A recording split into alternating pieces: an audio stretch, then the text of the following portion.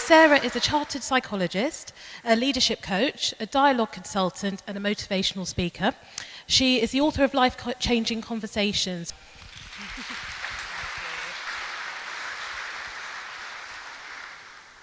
So good evening, and I'm delighted to be here. A huge thank you to the Alternatives team for having me, and thank you to all of you for coming. So welcome to this talk on living your heart's desire. Let me begin by asking you a question. When you were a kid and you were asked that inevitable question, what do you want to be when you grow up? What did you say? Anybody want to share? What was that? Join the army. Okay, others? You wanted to be happy. Be a hairdresser. So whether you wanted to be a hairdresser, a lorry driver, an air stewardess, you know, most of us as kids could answer that question very easily. So as kids, we had not much problem tuning into our heart's desire. As adults, it can be much more challenging, and I'm curious about that. You know, when I was 10 years old, I had no great career ambition. All I wanted to do was marry John Travolta. That was my heart's desire, and travel the world. And the thing is, there was a clue in that for me. I never got to marry the star of Saturday Night Fever, but I do get to do lots of travel in my work. And I sometimes think that the little one in us is sometimes tuned into the future that wants to emerge.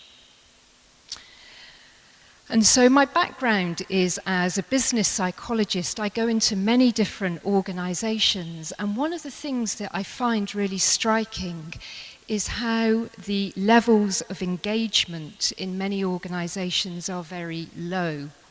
If you look at survey data, Gallup opinion polls, what we find is a slightly depressing picture.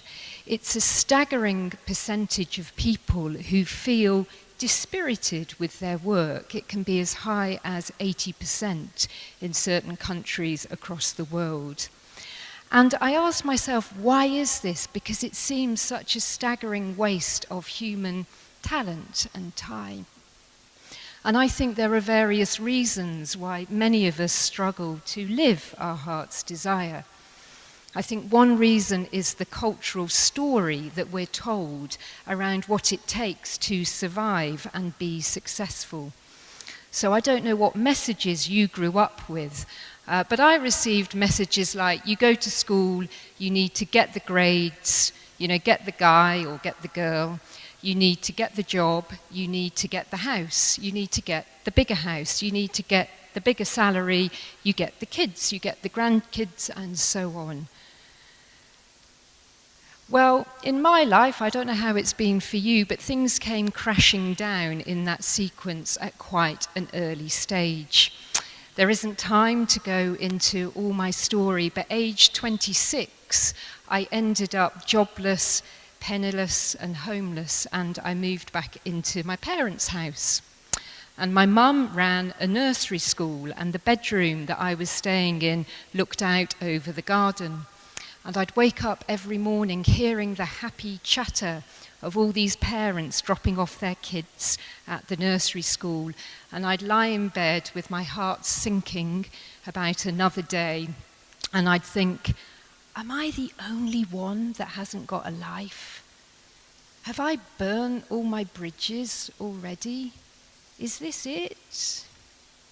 I was so far away from living my heart's desire. But I discovered that there's a real beauty in hitting the buffers.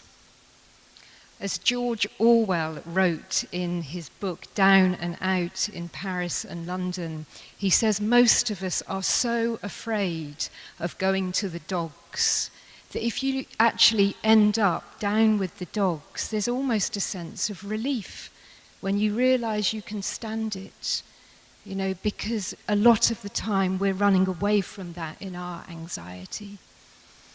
So I think one of the other reasons that we don't live our heart's desire is because of fear. And where does that fear come from? Again, messages that we're told that some of the things we really want are bad. Sex is bad, money is bad, power is bad. Some religions tell us that dancing is bad, singing is bad, celebrating is bad.